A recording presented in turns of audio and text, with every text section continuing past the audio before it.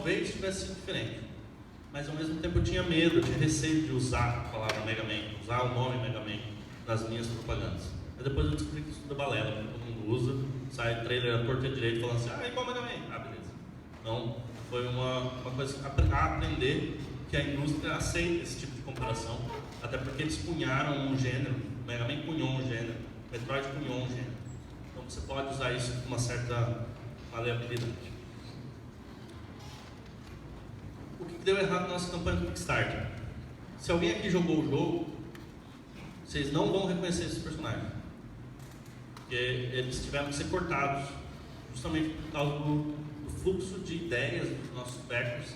Tipo, um dos nossos backers pagou lá, ele contribuiu, fez a contribuição maior de escolher fazer uma fase inteira.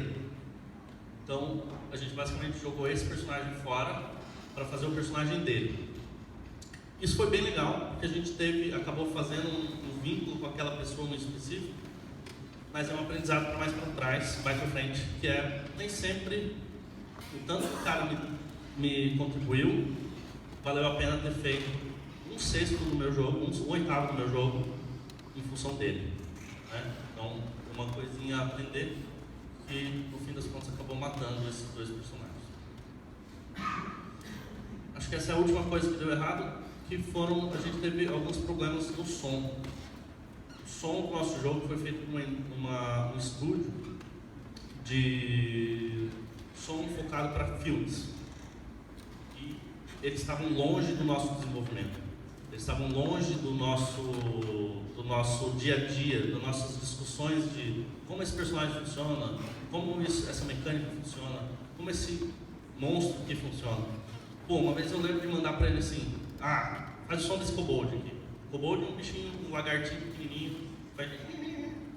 Daí ele me mandou uma voz, sei lá, um relincho cavalo. Pô, não vou conseguir usar isso. E vai e volta, vai e volta, vai e volta. E esse é o grande difícil de você terceirizar uma grande parcela do seu jogo. Geralmente ela é subestimada, principalmente pela gente que é programador, e tipo, não, beleza, só fazer depois só botar o som. Mas muita carga do jogo tem som, efeito sonoro, efeito gráfico, que eu como game designer aprendi a valorizar, mas eu como programador sempre pensava assim, é só botar ali, beleza, faz aí, pronto. Mas não, tem muita coisa por trás que a gente se arrependeu no fim das contas de ter contratado esse estúdio, que era um estúdio bom, ele era um estúdio bem avaliado, as pessoas indicaram ele, eles não fizeram um mau trabalho, ele só não era para jogo, ele só não estava bem situado. Conclusão, a gente tem que manter mais ou menos o mesmo processo de desenvolvimento, mas melhorar as nossas escolhas, principalmente nossas escolhas de produto. O que fazer? Onde focar? Porque a gente conseguiu acertar onde a gente queria fazer. A gente conseguiu trabalhar por bastante tempo. Só que a gente tem que escolher melhor aonde mirar. E isso é uma coisa que eu recomendo bastante.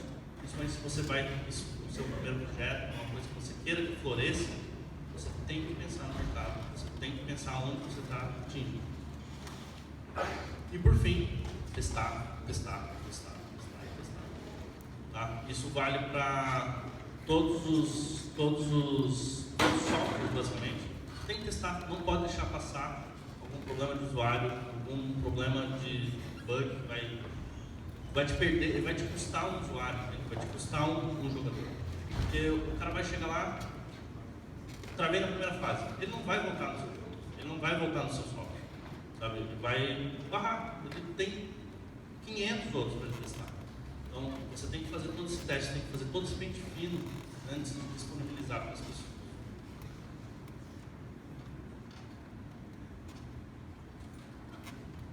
Bom, eu ia abrir perguntas, mas também as perguntas vão ser todas no final.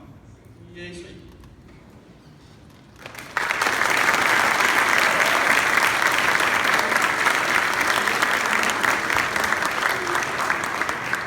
Chamamos à frente o palestrante, o professor Dr. Silvio, para compor a mesa novamente, e o professor Sérgio Tanaka para realizar a moderação dos palestrantes.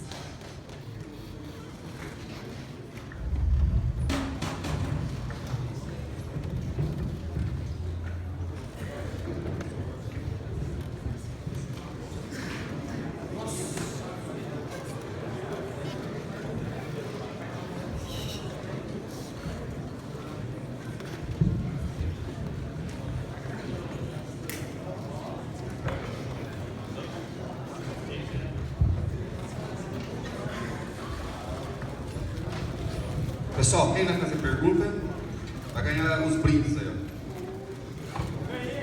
Pode aqui a mão.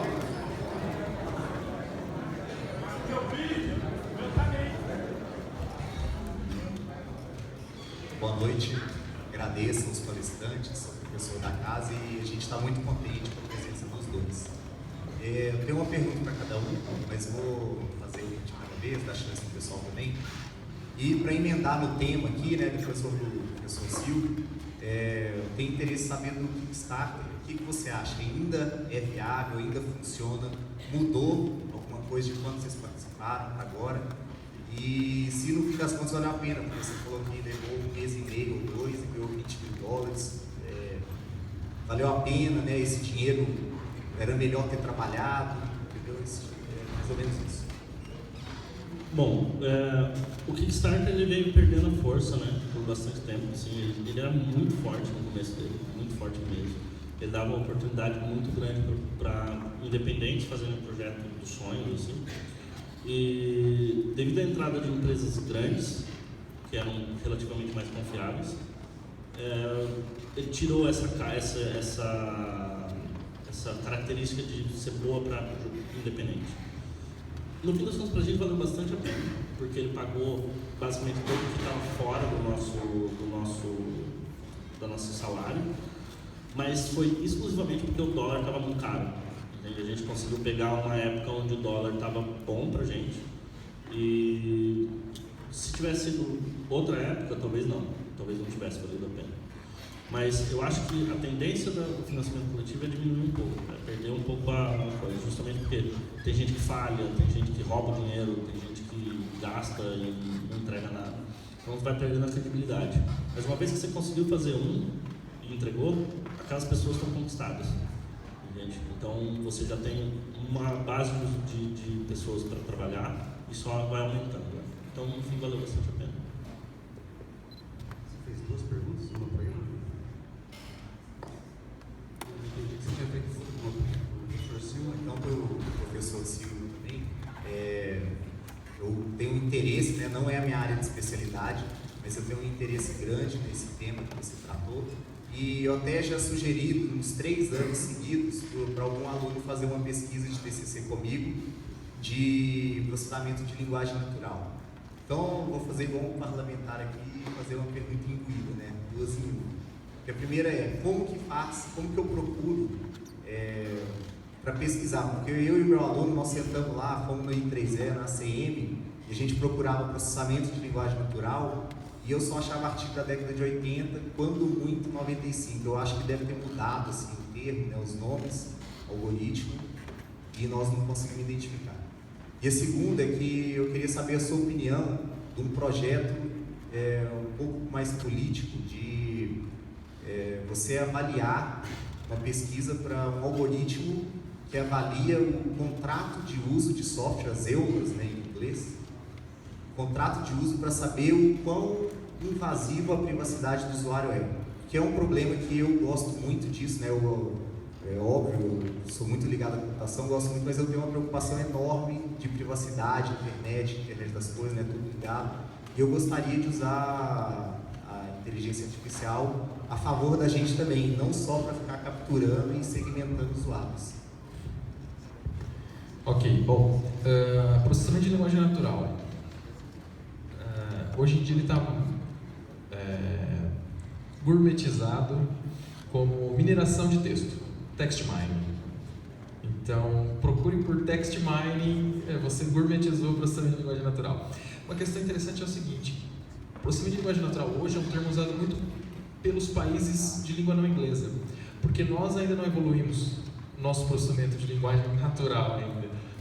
Em inglês existem diversos dicionários já rotulados com o que a gente chama de tagging, por exemplo, uma palavra positiva, negativa, qual é a emoção, tudo isso já está pronto. Em português não, são poucos trabalhos. A professora Maria da Graça, na USP de São Carlos, que tem dicionários em português, coisas em português. Então, esse termo normalmente a gente acaba caindo, então sempre vai ser difícil, tanto a aceitação deles em publicação de línguas estrangeiras, então é um pouco difícil, mas por mineração de texto, como text mining, acaba caindo o processamento de linguagem natural lá no meio e é o que o pessoal costuma usar hoje em dia. Com relação a minerar documentos, esse tipo de coisa, ainda no processamento de linguagem natural, o professor da Universidade da UEL, o Bacarin, Evandro Bacarin, trabalha com contratos. É uma linha que ele faz, a mediação, justamente é uma linha que ele segue, tanto de criar o contrato, analisar o contrato, as partes envolvidas e fazer a mediação, se ele está de acordo ou não com algo pré-estabelecido. É algo assim. Você cria um XML de configuração do que você gostaria e ele valida o seu texto com termos associados a um dicionário para casar com o seu XML e te dar a resposta no final. Então, é a linha de trabalho dele. Inclusive, o doutorado dele foi em processamento de mineração de processos nessa área de intermediação de contratos. Uma coisa que ele trabalha. Certo? Mais alguma pergunta?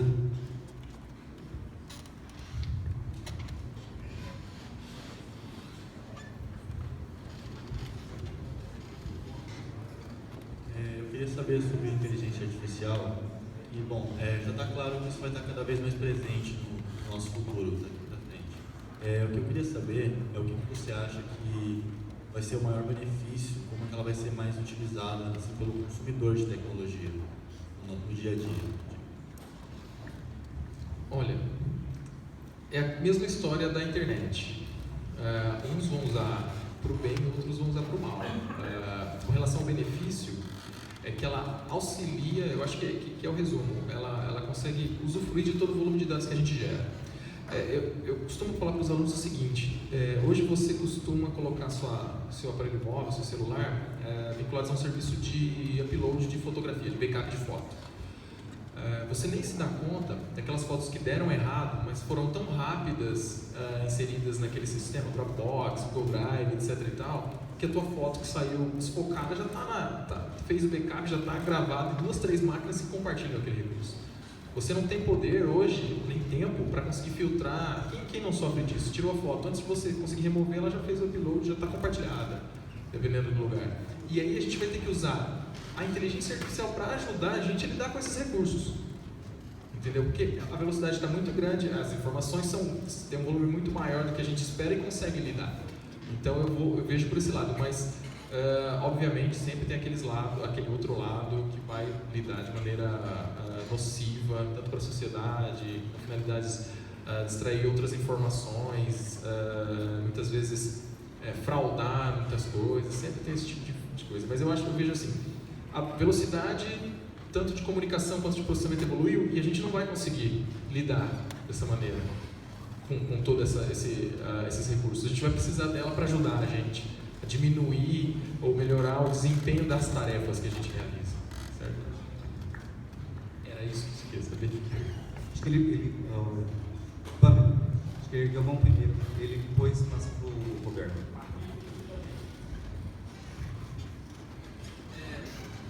Sobre inteligência artificial. Como uma inteligência artificial lida com o erro? Por exemplo, ela não descobre, eu penso que ela não descobre sozinha que ela está errada. Você diz lá que um algoritmo, por exemplo, montado por uma inteligência artificial tem 94% de acertos. Como a inteligência artificial processa um falso positivo ou um falso negativo? Tem uma área dentro da inteligência artificial que é justamente, em português eles traduziram como análise de valores extremos. É o famoso outlier, ok? Que é aquele valor que realmente está destoando do que seria lançado. Estatisticamente falando, ele está fora dos nossos quartis de distribuição estatística. Não é o ruído, que é quando a minha base foi adquirida de forma incorreta. A questão é, se há uma anomalia do problema, aquele volume de exemplos que a gente dá acaba minimizando o impacto daquele valor incorreto. Então, por exemplo, eu quero avaliar, eu quero treinar o meu algoritmo para reconhecer um paciente saudável e um paciente com alguma doença. Às vezes tem um valor incorreto, tem um diagnóstico incorreto, mas o volume de informações que descrevem o problema de forma adequada acabam minimizando esse problema. E quando a gente calcula essa acurácia, essa precisão da inteligência artificial, a gente já considera a detecção dos valores realmente que importam. Recentemente a gente teve um problema para ser resolvido com relação à produção agrícola. O que me interessa mais para a produção agrícola é o que foge ao padrão. Eu quero saber aquilo que dá errado ou que dá muito certo. A minha produção ser tantas toneladas por quilo sempre ocorre. Agora, por que ela deu errado ou por que ela deu muito certo? É aí que eu vou atrás. Então, às vezes, esses valores incorretos são mais importantes do que os valores tradicionais ou padrões. Aí eu vou ver se é um sensor que está errado na minha cidade inteligente.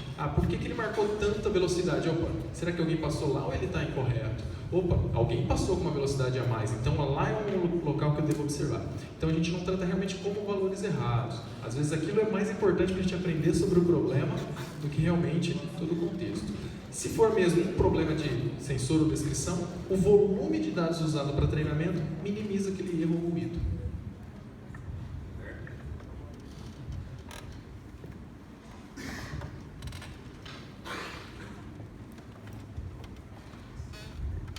Bom, boa noite aí para os dois palestrantes. Gostei muito dos temas de hoje. Tenho uma pergunta para cada um, né? Então, sobre inteligência artificial, qual que geralmente é o patamar de aceitação de falar, é eficiente o algoritmo em resolver esse problema? Por exemplo, você pode comparar com estudos de seres humanos fazendo a mesma tarefa classificariam um certo com a mesma acurácia. E a pergunta para o Sandro é em relação aos frameworks. Por exemplo, ele falou que usou o Unity 3D, que funcionou muito bem, né? Mesmo para jogos 2D hoje em dia está funcionando. É uma característica mais de desenvolvedores independentes ou uma coisa que é indicada para níveis assim, mais de empresa mesmo, já consolidada no mercado? Bom, eu acho que cada hora mais as pessoas estão usando frameworks. Mesmo as empresas grandes, muita empresa grande usa Unreal, mas as empresas gigantescas, tipo, sei lá, EA e Ubisoft, elas fazem tudo do zero, né? Então elas criam o próprio framework.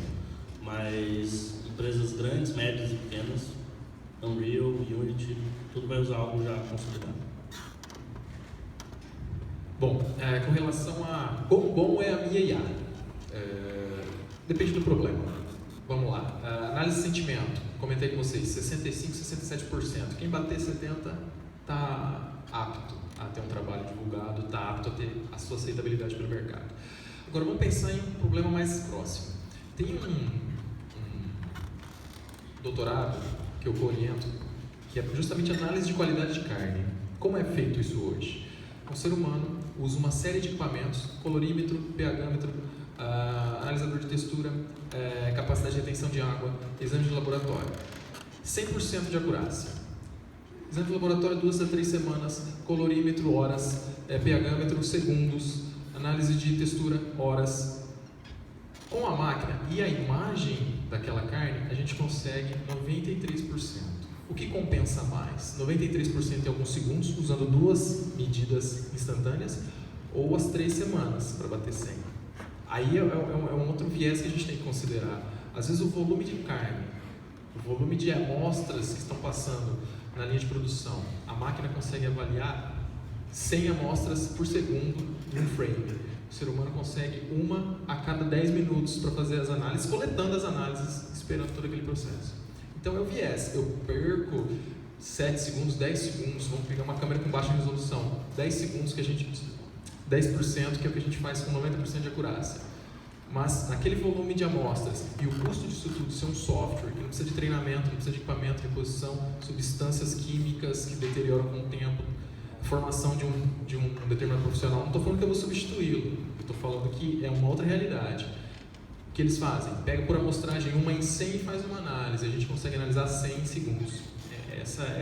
A gente perde percentual, mas ganha em outros requisitos. Okay? Esse lado aqui eu tenho Patrick Suíça.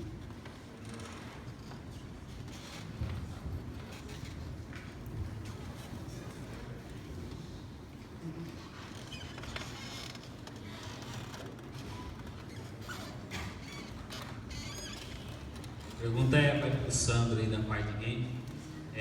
Você falou lá que o seu jogo foi hackeado em 7 minutos. Você tem ideia mais ou menos de quanto você perdeu? Ou você acha que você perdeu com esse russo aí? Cara, a gente evita olhar esse tipo de coisa, né, no fim das contas. Porque eu costumo pensar o seguinte: a pessoa que vai baixar o jogo pirata ou vai hackear, ela já não ia comprar de qualquer maneira. Ela já não tem o perfil de comprar. claro, você vai perder uma outra coisa de oportunidade, assim, né? Cara, pô, vou baixar aqui e vou piratear, vai. Mas é tão inevitável, é tão certo que vai acontecer, que melhor mesmo é não pensar muito. Então, não consegui, eu não vi muito quanto ela foi baixada, preferi não entrar nesse campo aí. Lucas.